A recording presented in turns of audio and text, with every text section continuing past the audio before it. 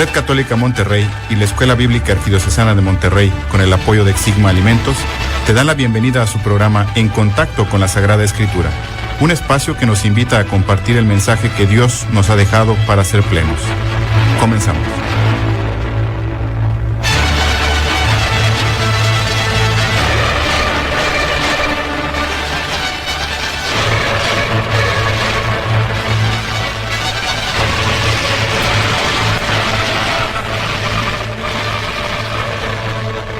Buenas tardes, ¿cómo están? Espero que estén muy bien en este inicio de semana, en esta semana que comienza este lunes, y pues estamos aquí muy contentos en nuestro programa de En Contacto con la Sagrada Escritura, un programa de Red Católica y Escuela Bíblica Arquidiocesana de Monterrey, que aborda temas de la vida diaria, temas que son muy importantes para nosotros, para el diario vivir, o temas que no conocemos y que hay que explicarlos, todo a la luz de la Sagrada Escritura.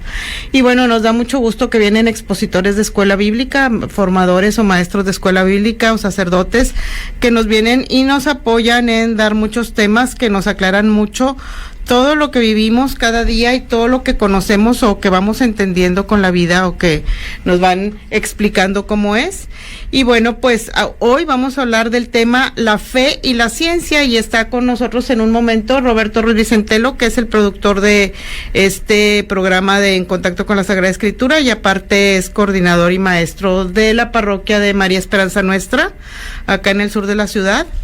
Y bueno, pues entonces al ratito vamos a empezar a hablar con él, pero vamos a ver un poquito de lo que es fe y ciencia. Y la fe y la ciencia, pues muchos años, muchos siglos se contrapusieron, o había un momento en que muchos de los estudiosos, muchos de los intelectuales o muchos de los descubridores que hubo, 19 y demás, pues veían mucho que se contraponía la fe y la razón. Y bueno, pues el Concilio Vaticano II aclara muchas de estas dudas, y porque además de que habla de la Sagrada Escritura, dogmática Dei Verbum, que habla de la Sagrada Escritura, también hay otras constituciones, y entre estas está otra de las constituciones muy importantes, que es la Gaudium et Spes, y dice: quien con perseverancia y humildad se esfuerza por penetrar en los secretos de la realidad, está llevado, aún sin saberlo, por la mano de Dios, quien sostiene todas las cosas, da a todas ellas el ser, y son, a este respecto, deplorables ciertas actitudes que, por no comprender bien el sentido de la legítima autonomía de la ciencia, se han dado algunas veces entre los propios cristianos, actitudes que, seguidas de agrias polémicas, indujeron a muchos a establecer una opción entre la ciencia y la fe.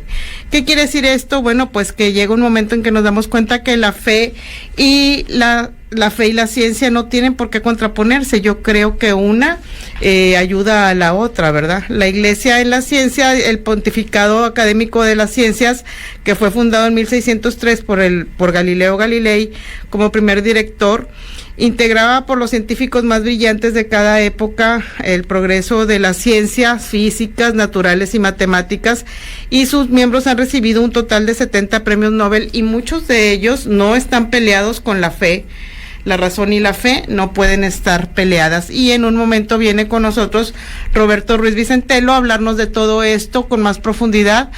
En el momento que entremos al aire con él, vamos a abordar este tema de lleno. Por lo pronto, ahorita les quiero decir que la Escuela Bíblica Arquidiocesana de Monterrey terminó sus cursos este mes de junio pasado, con un total de 4,800, casi 5,000 alumnos en toda la arquidiócesis, y somos 900 formadores bíblicos o maestros de Biblia. La Escuela Bíblica Arquidiocesana de Monterrey está desde 1970 en la arquidiócesis de Monterrey, y han pasado muchísimas generaciones, muchísima gente que ha conocido la Sagrada Escritura con el programa de Escuela Bíblica, que es de 3 años.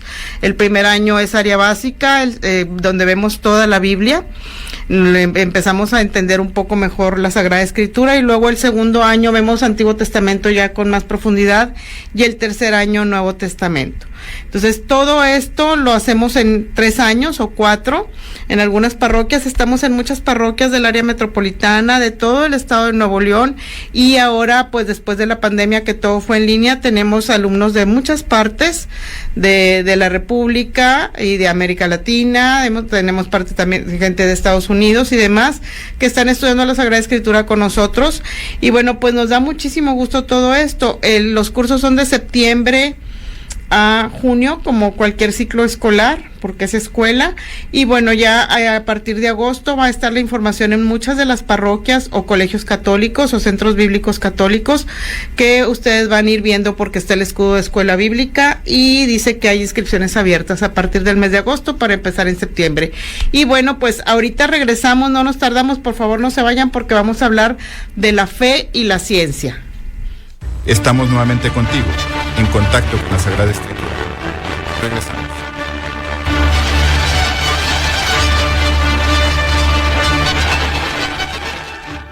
Estamos nuevamente contigo, en contacto con la Sagrada Escritura.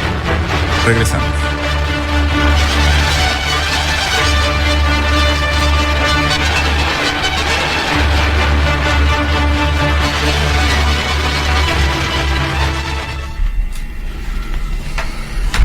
Bueno, pues ya regresamos y estamos aquí con Roberto Ruiz Vicentelo, que es nuestro productor del programa de Radio EVAM, de Contacto con la Sagrada Escritura. Aparte es maestro y coordinador de la parroquia de María Esperanza Nuestra, que está al sur de la ciudad. Y bueno, ya empezamos un poquito de la introducción, Roberto, hablando de fe y la ciencia. Entonces, si quieres continuar. Sí, mira, muy buenas tardes, queridos radioescuchas. Disculpen un poquito el retraso, hay un accidente aquí bastante fuerte y nos tardamos más de lo esperado. El tema de hoy, como ya dijo Doris, es la fe y la ciencia. Equivocadamente se ha pensado, o mucha gente piensa, que la religión y la ciencia se oponen, ¿verdad? Vamos a ver ahorita por qué. Han sucedido algunos eventos en la historia que han colaborado a hacer este tipo de idea no equivocada. ¿Qué acción o qué posición tiene nuestra iglesia con respecto a la ciencia? Primero que nada vamos a mencionarlo. Pues miren, una de las academias más importantes del mundo relativa a la ciencia es de la Iglesia Católica, es la Pontificia Academia de las Ciencias. Esta academia fue fundada en 1603. Ha tenido varias fundaciones, pero la primera fue en 1603. Galileo Galilei fue su primer director. Esta academia está integrada por los científicos más brillantes de cada época, y su objetivo pues es promover el progreso de las ciencias físicas, naturales y matemáticas.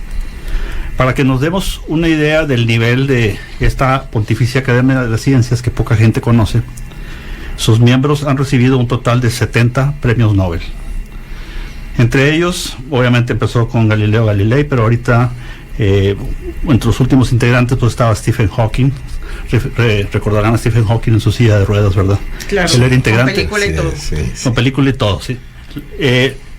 A pesar de que Stephen Hawking es ateo, bueno, era ateo porque ya falleció, él era miembro de la academia. Se ha buscado que lo integren científicos brillantes, no importa su religión o su creencia, son ateos, su credo, sí. Su credo. Claro. La idea es que asesoren a la iglesia y la mantengan al tanto de los últimos avances de la ciencia, y que puedan apoyar al magisterio sobre temas de actualidad, cosas nuevas que van apareciendo, ¿no? La clonación, por ejemplo, ¿sí?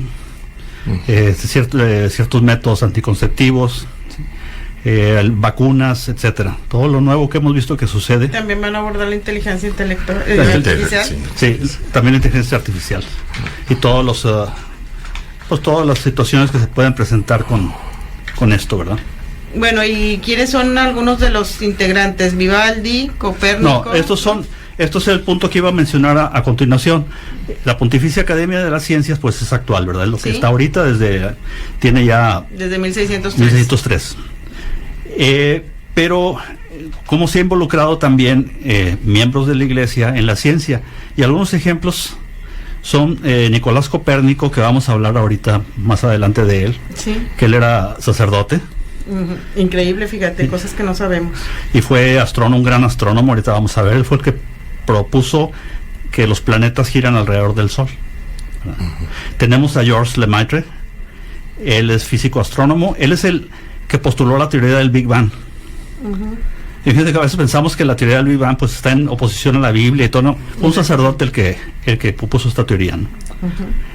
Gregorio Mendel es el padre de la genética. ¿Sí? Él postuló las leyes de la herencia genética. Son algunos ejemplos de sacerdotes científicos, ¿verdad?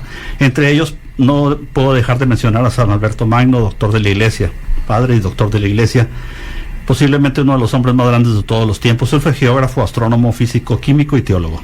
Y fíjate, estuvo en el siglo XIII, entonces es uno de los pioneros de todo esto, ¿no? Él estuvo de 1206 a 1280 vivió. Es llamado el Doctor Universal, y recibe el título de Magno por la grandeza de su obra, ¿verdad? Pues es que todo lo que hizo, ¿verdad? Ahora, y sí, antes de que sigas, estamos hablando desde el siglo XIII hasta el siglo XX, siglo XXI, ¿verdad? Ahorita vamos a empezar con el conflicto o el caso de Galileo, ¿sí? Que sucedió más o menos en el siglo XVI, pues de 1600 más o menos. Y yéndonos a esos tiempos, se tenía como una verdad científica, aunque la ciencia no estaba bien desarrollada en esa época todavía, pero la idea de que el planeta Tierra era el centro del universo. Es lo que se llamaba o se llama geocentrismo, geotierra. La Tierra es el centro del universo y que los planetas y los astros giraban alrededor de ella. Uno de los primeros que impulsaron esa teoría fue el matemático y astrónomo griego Claudio Ptolomeo, en el siglo II. Y después del siglo II, durante 1400 años, la teoría del geocentrismo se consideró como conocimiento oficial y fue apoyada por la Iglesia, ¿verdad? La Iglesia no iba a determinar cuestiones científicas, sino simplemente tomó lo que en ese momento era lo que se creía una verdad científica. Pero en el siglo XVI, muchos años después, el matemático, astrónomo y sacerdote católico polaco Nicolás Copérnico propuso en un libro que fue publicado desde su muerte la teoría del heliocentrismo. Helio significa sol. Entonces el heliocentrismo propone que la Tierra y los planetas giran alrededor del Sol. Estos descubrimientos de Copérnico, él no hizo mucho ruido, no tenía con qué probar sus afirmaciones. Su libro fue publicado después de su muerte y ahí quedó, ¿no? Pero años después, el italiano Galileo Galilei, quien destacó en el campo de la mecánica, filosofía y matemáticas, pero es más recordado por su trabajo en astronomía, retomó los descubrimientos de Copérnico. Cuando perfeccionó el telescopio, él diseñó el primer telescopio, él no lo inventó, ¿verdad? Fueron trabajos de un científico holandés, pero digamos que él lo perfeccionó dándole mayor aumento y pudo ya ver los planetas del sistema solar. Y entonces encontró que Júpiter tenía 4 lunas y las lunas giraban alrededor de Júpiter. Lo estuvo viendo durante varios días y llegó a esa conclusión de que los planetas no giraban alrededor de la Tierra. Esas lunas están girando alrededor de Júpiter, ¿sí? No alrededor de la Tierra, ¿verdad? Entonces dice que ese descubrimiento confirmó la validez del sistema de Copérnico. Demostró que no todos los objetos celestes giran alrededor de la Tierra. Y posteriormente Galileo publica su libro llamado El Mensajero Celestial, con observaciones que desafiaron la idea tradicional, la cosmovisión tradicional que apoyaba la Iglesia, de que todos los cuerpos celestes giraban en torno a la Tierra. El ya mencionado geocentrismo, ¿verdad? Sí.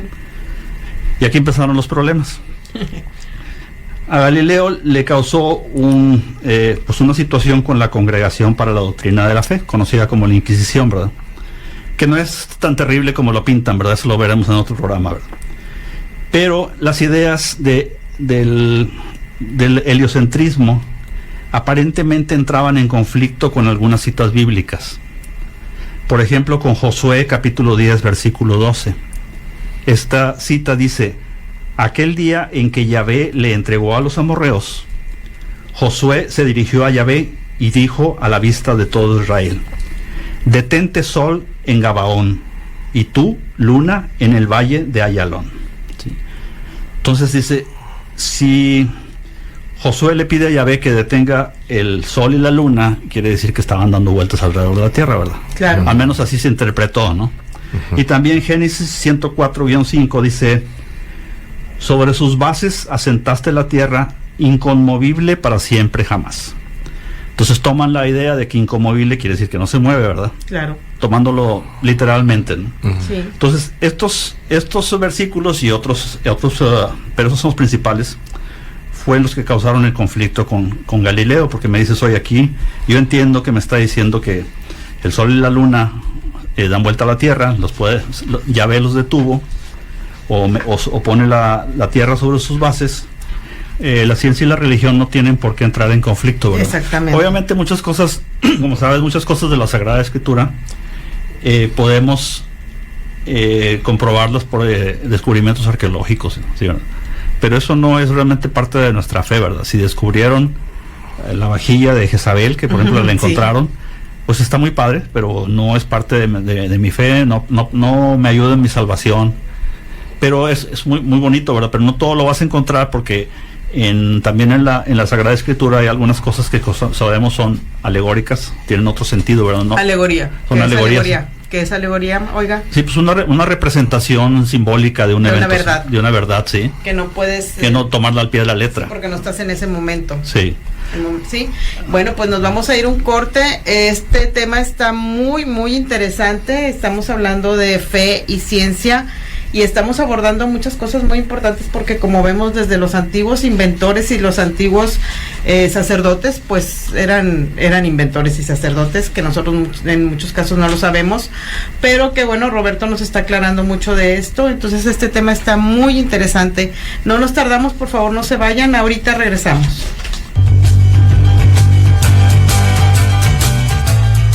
Estamos nuevamente contigo, en contacto con la Sagrada Escritura. Regresamos.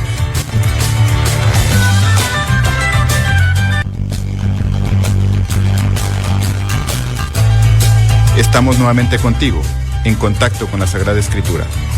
Regresamos.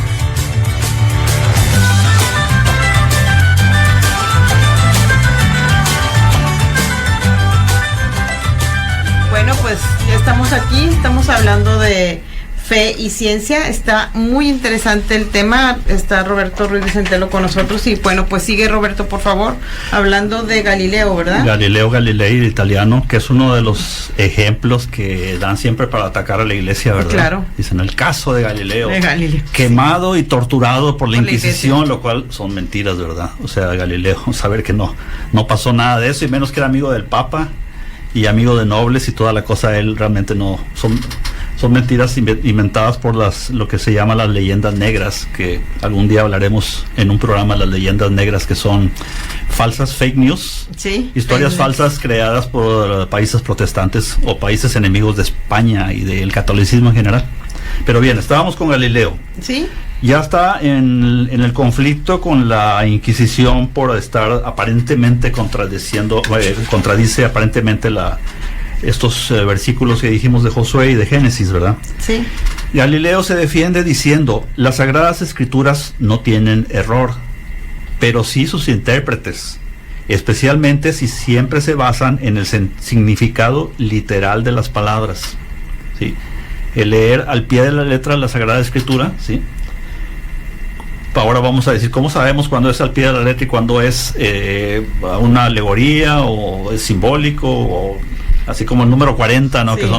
Que significa un cierto tiempo, porque 40 son las semanas que pasa un niño para nacer, etcétera, etcétera. Alegoría es una verdad contada después del tiempo, que no estás en el momento. Entonces, ¿cómo voy a saber? Pues para eso tenemos 2000 años interpretando la Escritura, empezando por gente como San Jerónimo, patrono de las ciencias bíblicas, que estuvieron muy cerca de los años en que les escribieron y que comentaron, Ignacio de Antioquía, tantos que hemos platicado, que nos explican las Escrituras, y son los santos padres, ¿verdad? Que los que tenemos en el catecismo, ¿sí? Catecismo, la referencia al magisterio de la iglesia, la autoridad de la iglesia, y los santos padres, que son los que nos iluminaron en la interpretación de las Escrituras. Decía Galileo también, dice: afortunadamente Dios no nos dio solamente las Escrituras, sino también la naturaleza para que la estudiemos como un libro, Ujú. ¿sí? Y para que a través de estudiar la naturaleza podamos aprender más sobre la constitución divina del universo. Galileo creía que tanto la ciencia como las Sagradas Escrituras son verdades y no se pueden contradecir una a la otra.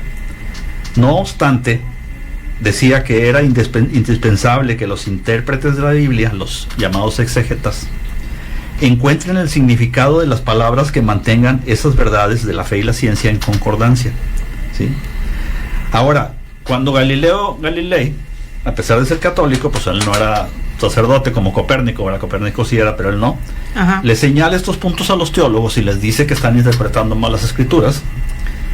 Y pues imagínate la incomodidad que causó, especialmente porque no hacía mucho tiempo que había nacido el protestantismo, con toda su anarquía en la interpretación Sí. de la Biblia, ¿no?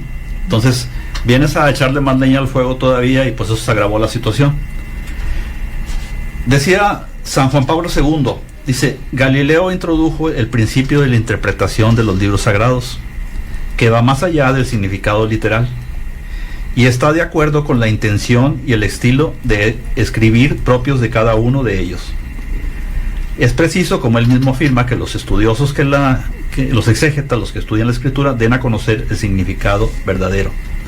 Ahora ya sabemos que el magisterio de la Iglesia, o sea, la autoridad para enseñar de la Iglesia, admite varias reglas de interpretación de la Sagrada Escritura.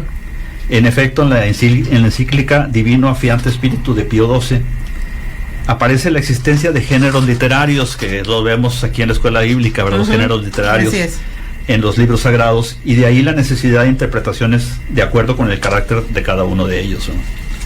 Ahora, la interpretación literal, o que hoy lo conocemos como fundamentalista, pues todavía sigue existiendo hasta nuestros días, ¿verdad? Eso se da sobre todo mucho en Estados Unidos, donde pues se considera, por ejemplo, que la teoría de la evolución, que vamos ahorita más adelante, pues no es cierta. Yo estuve viendo ayer una página de internet donde niegan que la Tierra gire. Sí, dicen que la Tierra está fija, o sea, por la idea del geocentrismo todavía, que no es cierto que los que dan vuelta alrededor de la Tierra, pues es el Sol. O sea, siguen con la idea del geocentrismo, que los años en la Sagrada Escritura son literales, o sea, si podemos contar desde la Génesis hasta ahorita aproximadamente 6,000 años. Y pues hay hasta un museo, si han oído el Museo de la Biblia, donde aparece en forma literal, ¿verdad? Sí, o sea, no estamos diciendo que lo que diga la Sagrada Escritura no es cierto, obviamente, lejos de nosotros decir tal cosa, ¿verdad? Seamos anatemas si decimos eso, ¿no? La Sagrada Escritura dice la verdad, pero lo dice con su propio lenguaje y con la cosmovisión del escritor de ese entonces, o sea, la visión del universo de ese entonces. Fíjense, si la Sagrada Escritura, si un libro de la Sagrada Escritura fuera escrito en estos tiempos, ¿qué aparecerían ahí? Aparecerían computadoras, Ajá. celulares, Sí. Naves espaciales, inteligencia artificial, todo lo que tenemos ahorita, ¿verdad? Incluye cosas que creemos ahorita y que después puede suceder que no es cierto. Que no, así. Imagínate que si hubiera escrito un libro de la Sagrada Escritura hace 30 años y hablara de los planetas y te diría, no, pues que tenemos Marte, Júpiter, Saturno, Urano, Neptuno, Plutón. Oh, sorpresa, años después dijeron que Plutón no es un planeta. Sí. Entonces, si el escritor sagrado hubiera escrito eso, hubieran dicho, ay, la Biblia está equivocada, dice que Plutón es un planeta y no lo es, ¿no? Pero es que no se trata de eso. La Biblia nos enseña lo que necesitamos para salvarnos. Como decía, se lo han atribuido a varias personas, pero dicen que el original es de San Agustín. Dice que la Biblia nos enseña cómo ir al cielo. No nos dice cómo es el cielo. ¿Sí? Si alguna cuestión geográfica es inexacta, es porque fue escrita con el escritor sagrado tomó los conocimientos de su tiempo, ¿verdad? Por eso se habla también en ocasiones de animales, dragones, ¿sí? Sí. Behemoth, ¿sí? Del Génesis, ¿verdad? Entonces, animales que dices, pues no existen, bueno, pero en la cosmovisión de aquel tiempo Sí existía. sí existían, no el dragón, ¿no? Ahorita dices, los dragones no existen, pues en la cosmovisión de ese tiempo sí existían. Por eso aparecen ahí elementos míticos que le llamamos en las clases, ¿verdad? De mito, no de mitología. No de mitología, elementos Míticos, es de mito, viene de mito porque en la Sagrada Escritura no hay mitología. Mitología es la griega, la romana, la egipcia, exactamente, que es de los dioses y demás.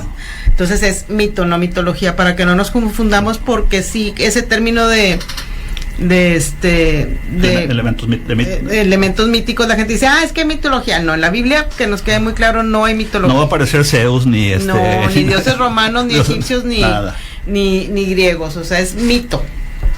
Simplemente porque eran parte del conocimiento de ese tiempo, porque no existía la ciencia en forma, ¿verdad? Entonces, muchas cosas como el geocentrismo, pues era la versión oficial, ¿sí? Que se conocía como ciencia de aquel entonces, ¿no? Sí. Y el escritor sagrado pues lo toma con los conocimientos de su tiempo, ¿verdad? Así es. Fíjense, ahora, después, entonces, ya había comentado que a partir del caso Galileo, pues muchos dijeron que Galileo había sido torturado, encarcelado, quemado. No fue ni encarcelado, ni quemado, ni torturado. Y ya les dije, él tuvo un arresto domiciliario en una lujosa villa italiana. Fue lo que tuvo, porque fue lo que la Inquisición le condenó. Ahora, se reconoce que la Inquisición, no la Iglesia, porque no fue posición del Papa, fue posición de la Inquisición. La Inquisición hizo mal en tomar una lectura literal de la Sagrada Escritura, ¿verdad? Y condenar a Galileo por eso, aunque Galileo que era un católico, ¿verdad? A fin de cuentas, ¿no? Muchos años después, en 1992, San Juan Pablo II creó una comisión de estudio del caso Galileo, y los miembros presentaron sus conclusiones al Papa, y el 31 de octubre de ese mismo año fue rehabilitado Galileo, ¿verdad? Así, perdón, nos equivocamos.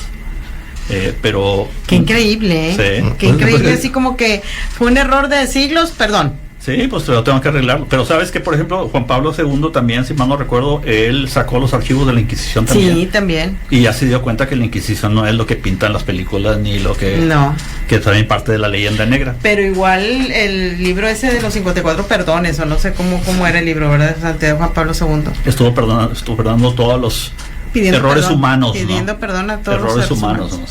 Sí, pero bien. Qué increíble, como quiera que se haya hecho, y qué bueno, aparte. Bueno, ese fue uno de los grandes casos, el más famoso, el de Galileo, ¿verdad? Todo el mundo dice, ¿sabes que Galileo? Y Galileo dijo después de que lo hicieron retractarse de su dijo, y sin embargo la Tierra se mueve. Y eso son mentiras, él nunca dijo eso. Esas son cosas que le van agregando y agregando a la leyenda, ¿verdad? El siguiente caso muy famoso es la teoría de la evolución de Charles Darwin, ¿sí? No que, ¿sabes qué? Sí te voy a... Eso está increíble, lo de Charles Darwin, y ahorita que regresemos del corte, para no cortarte ahorita en 2 minutos. ¿Cómo no?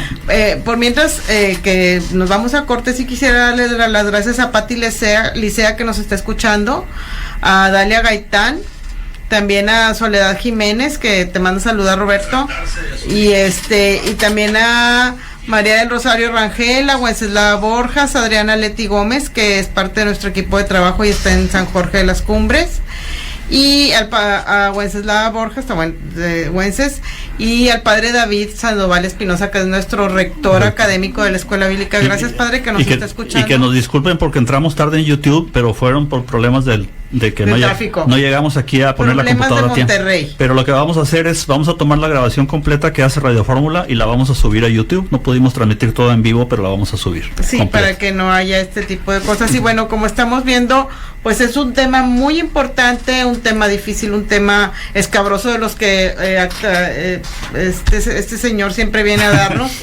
El ingeniero productor Roberto Ruiz siempre sale con sus temas fuera de, pero pegados a la Sagrada Escritura, porque como ustedes ven, pues ya hemos citado algunos pasajes bíblicos, pero sí es muy importante lo que está tratando, porque muchas veces nosotros no sabemos qué está pasando con la ciencia, con la razón y con la fe. Entonces, pues qué importante todo lo que está platicando Roberto en este momento. Y bueno, pues no nos tardamos, ahorita regresamos, por favor no se vayan. Estamos nuevamente contigo, en contacto con la Sagrada Escritura. Regresamos.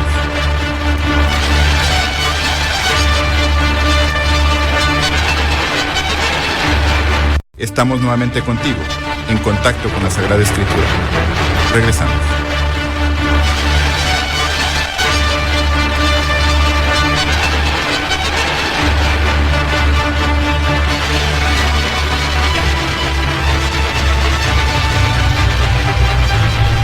Pues ya regresamos, estamos aquí hablando de fe y ciencia. Y está con nosotros Roberto Ruiz, como ya los que estuvieron en los cortes anteriores, antes de los cortes anteriores, pues ya lo están escuchando. Y vamos a empezar ahorita con la teoría de Darwin, ¿verdad? Darwin, otro gran shock en la historia. Ay, sí, tremendo, que cambió tantas cosas. Fíjate que Charles Darwin, un naturalista, propuso que las especies cambian con el tiempo.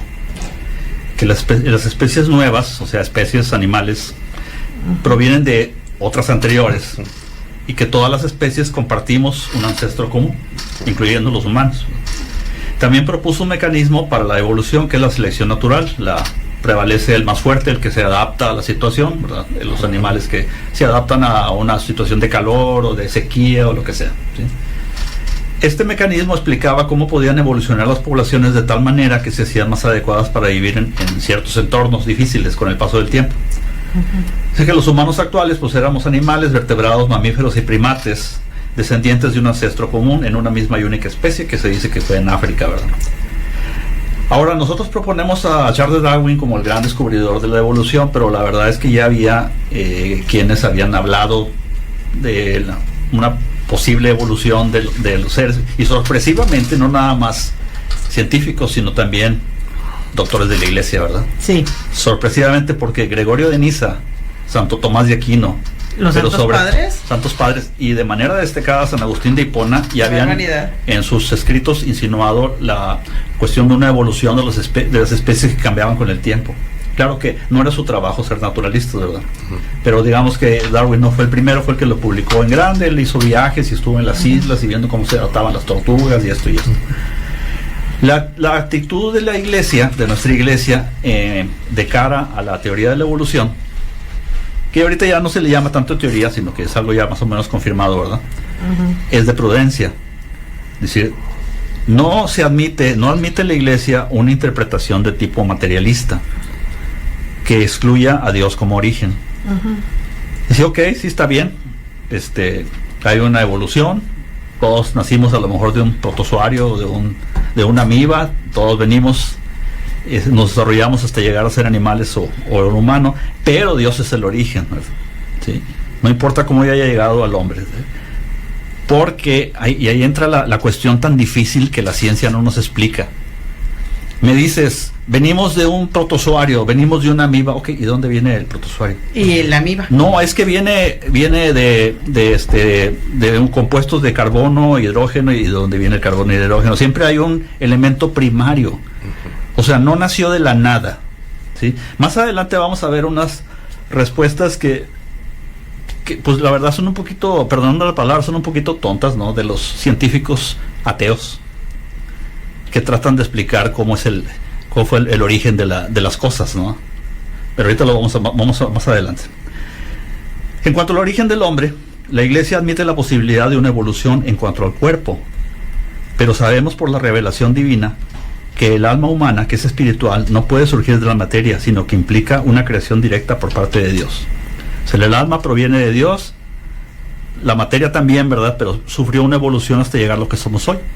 A lo mejor dentro de 200 o 300 años vamos a tener una gran cabeza con un cerebro muy grande o muy pequeño, porque nomás estamos colgados de los celulares y la inteligencia artificial, sí, entonces se va a chupar que nos va a hacer todo, ¿verdad? Entonces vamos a tener un cerebro chiquito, pero venimos de Dios. Así es. Es que ese es el milagro, que sea lo que hagamos y como nos hayamos hecho, pero finalmente es Dios quien nos creó.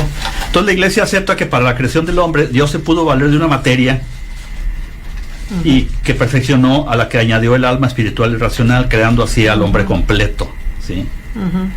Con esto se rechaza cualquier interpretación que diga que todo el hombre, alma y cuerpo, descienden, por ejemplo, de un simio, porque si toda alma es creada por Dios, pues ya no hay lugar para la evolución, ¿verdad? Entonces, la situación actual es, al no entrar el magisterio de la iglesia en cuestiones científicas, no se opone a la teoría de la evolución. Siempre que el creyente considera algunos aspectos básicos de su doctrina. La teoría de la evolución, sea como sea que llegamos a ser hombres y mujeres el día de hoy, y se fue creado a imagen y semejanza de Dios en cuanto a su capacidad de amar, ¿verdad? Y que su alma ha sido creada por voluntad de Dios. Esto lo hace diferente de los otros seres vivos, de los animales, ¿sí? Dice, la Biblia, hay un teólogo que dice, la Biblia describe la creación en un sentido lírico, o sea, un sentido como poético, ¿no? Que representa la vida, mientras que Darwin intentó describir la creación y la vida de modo científico. De hecho, la teoría de la evolución no elimina la necesidad de una inteligencia que la ordene y controle. Admitir el orden de este mundo y no preguntarse por su causa es como si yo me encuentro una televisión en lo alto de un cerro y digo, pues es que esto se hizo por casualidad, ¿no? Los textos de la Biblia no tratan de darnos una explicación científica de cómo fueron hechos Adán y Eva, sino que ellos fueron obra de Dios. El Papa Francisco finalmente ha explicado que las teorías científicas no son incompatibles con la existencia de un creador, sino que al contrario la requiere. La evolución en la naturaleza, como la presentó Darwin, no es incompatible con la noción de creación, ya que la evolución requiere de un creador y de seres que sean capaces de evolucionar.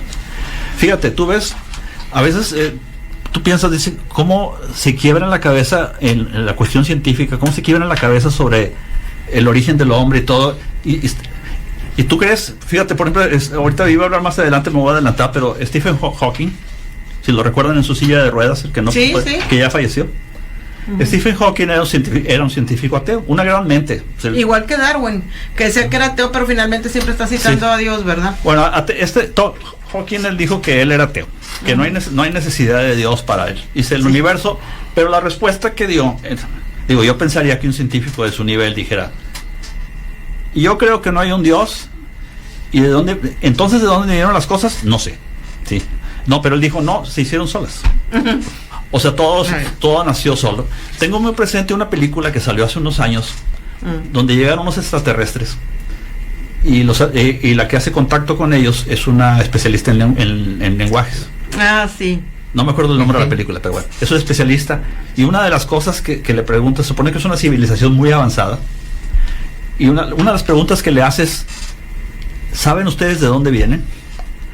Y le contestan, no lo sabemos. Que es lo mismo que deberíamos decir nosotros. Si un científico es ateo, si no sabes de dónde vienen las cosas, obviamente esto no se hizo solo. O sea, si ves el cuerpo humano, fíjate, por ejemplo, ¿por qué tenemos dos ojos? Porque con dos ojos podemos ver en tercera dimensión. ¿Sí? Tenemos un efecto estéreo en los dos ojos. Si tenemos un ojo, vemos las cosas en dos dimensiones más planas, y con los dos ojos tenemos más sensación o percepción de la distancia y de los lugares, o sea, profundidad. Es estéreo. ¿Por qué tenemos dos oídos colocados así? Porque también de esa manera podemos percibir de dónde vienen los sonidos. Eso evidencia un diseño, una inteligencia. O sea, no puede haber sido nada. O sea, la nada lo hizo, ¿no? Alguna vez me tocó estar con un cardiólogo, y me estaba explicando un detalle con cómo funciona el corazón y el sistema eléctrico del corazón. Y yo, como ingeniero electrónico, le dije, ¿sabes qué? Eso que me estás explicando es muy similar a los circuitos electrónicos. Tiene un cable de retroalimentación. Fíjate, la retroalimentación se usa en los circuitos electrónicos para decirle al dispositivo de control cómo está funcionando la salida. Por ejemplo, en los carros, en el mofle tienen un sensor que mide la cantidad de oxígeno que está saliendo, con lo que sabe que también está quemando la gasolina. Entonces le regresa la señal a la computadora y le dice, ¿sabes qué? Estás quemando demasiada gasolina, está muy poquita, bájale aquí, súbele allá. Bueno, el corazón tiene ese mismo retroalimentación. Cuando tú empiezas a correr, empieza a bajar el nivel de oxígeno en la sangre, y hay unos sensores en las venas que le dicen al corazón, ¿sabes qué? Acelérale. ¿Sí?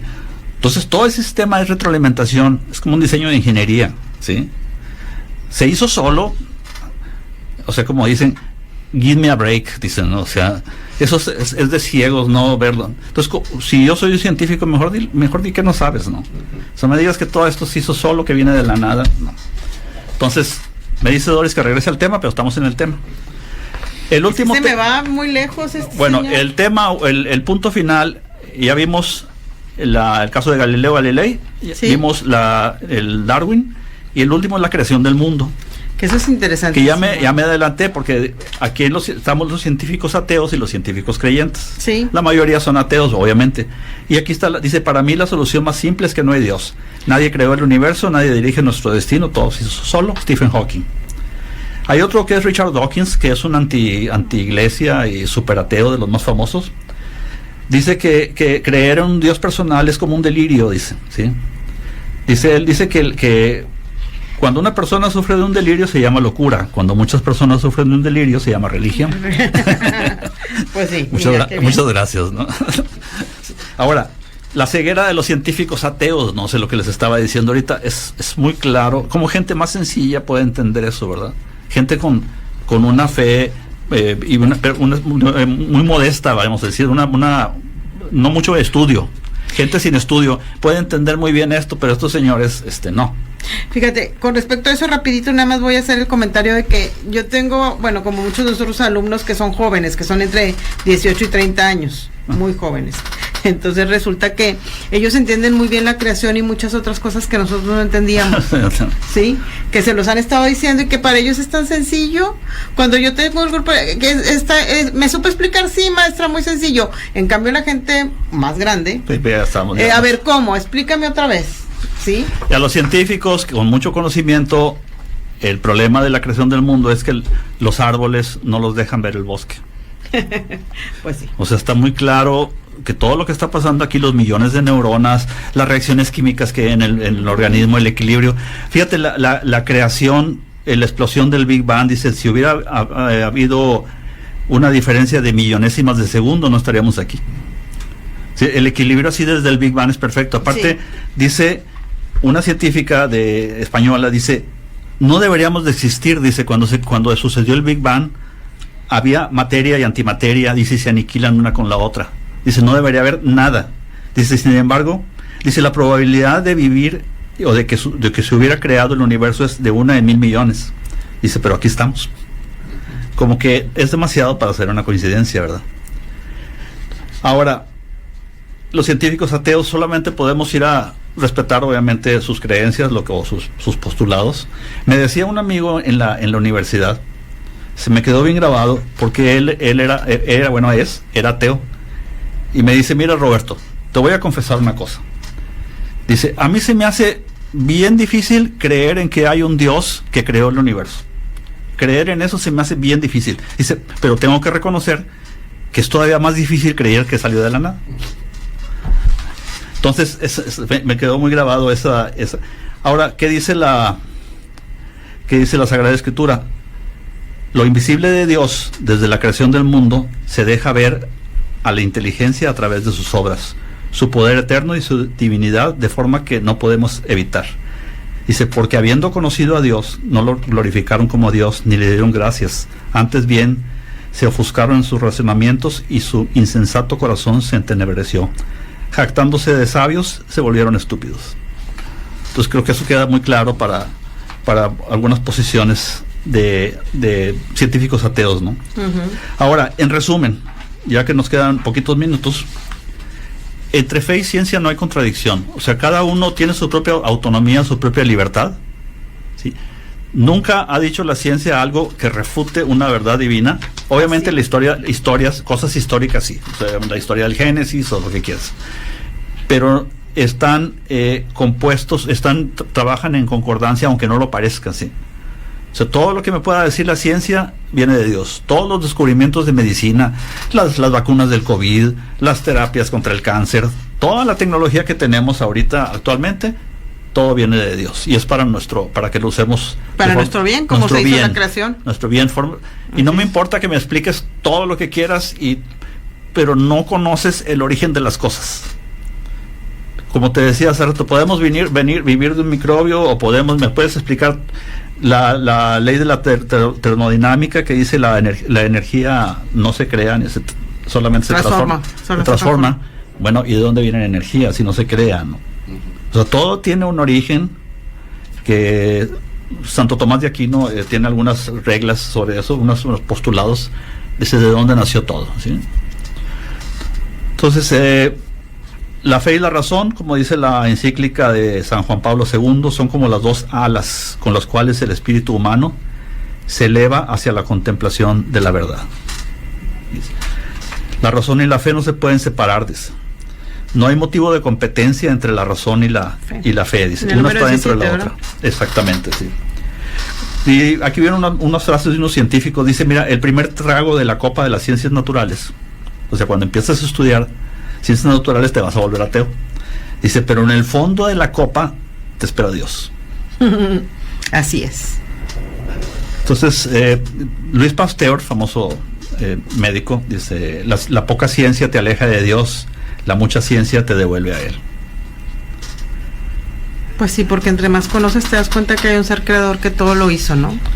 Exactamente, y no le tengamos miedo a la ciencia, a la tecnología, todo eso viene de Dios, está hecho para usarse, como tú decías, responsablemente, ¿verdad? Uh-huh. Y no se contrapone a nuestra fe realmente. También es muy importante lo que dijiste, que cómo la Sagrada Escritura nos enseña cómo ir al cielo. Sí, no cómo es el cielo. Cómo es el cielo, sí. Nadie ha regresado para decirnos el cielo es así. Exactamente, no. En lo que se cometieron, mencionamos en errores de tomar la Biblia como un libro de ciencias naturales. No es eso, ¿verdad? Si es que aquí dice que la tierra es esto, o que no es que no es así. No es, para eso está la ciencia.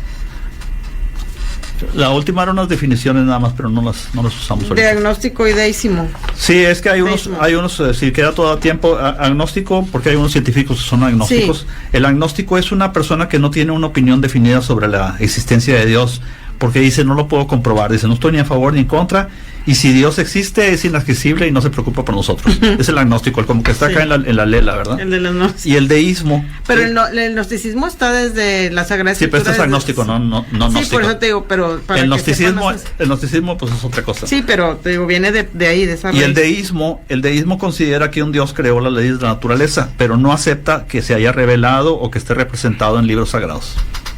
Entonces ahorita hay tantas variaciones, hay de chile, dulce y manteca. Y seguimos igual que hace siglos, o sea, Jesús vino a traer división. Exactamente. Y a traer unión, y a traer amor, y sobre todo a que conociéramos todo lo... Él vino a que conociéramos el reino de su Padre. Y cómo llegar a la salvación, pero nos tiene... Y hay gente que se salva de enfermedades graves. Gracias por los doctores, no, gracias a Dios que nos dio los doctores. No, y los doctores dicen muy claro, porque no hay doctor que no diga, es por mi... O sea, yo no he visto nunca un doctor que diga, sí, yo te salvé, sí, que las gracias para mí. Siempre que dices, gracias doctor, porque me salvó, no fui yo. Sí. Siempre te dicen eso. Sí. Sí, porque para ellos, como es vocación, no sé, pero ellos yo creo que tienen muy claro que Dios es el que salva. Exactamente, sí, que ellos damos son instrumento, exactamente. Uh-huh. Y pues ya nada más el buen uso de la ciencia, ¿verdad? Porque a veces el manejo de embriones y la clonación y un montón de cosas así que para eso la Iglesia tiene la Pontificia Academia de las Ciencias, para poder conocer y dar su veredicto sobre las tecnologías que están sucediendo actualmente. Nos despedimos también de Yesmina Verde, que está también con nosotros en el YouTube, además de toda la otra gente que nos estuvo escuchando. Muchísimas gracias. Y bueno, pues nos despedimos ya. Gracias por este tema, Roberto, está muy interesante. Ojalá ya haya continuación en algún momento, que sigas ahí expulgando tu cerebro, que siempre nos traes temas así muy polémicos. Sí, muy padres, pero así muy escabrosos. Eso me dice mi esposa cuando dice, siempre tomas temas muy escabrosos. Digo, sí, pues es que no podemos evitarlos. Sí, como no vienes y dices, bueno, el amén es por esto, cosas así. No, o sea, pero la verdad que muchísimas gracias, porque nos ayudas mucho a abrirnos más de todo el conocimiento que debemos de tener para nuestra Iglesia Católica, pues porque para seguir a Jesucristo, ¿verdad? Eso. Y bueno, pues muchísimas gracias a todos los que nos escucharon. Esperamos que nos escuchen la siguiente semana, y nos despedimos diciendo, desconocer las Sagradas Escrituras es desconocer a Jesucristo. Buenas noches.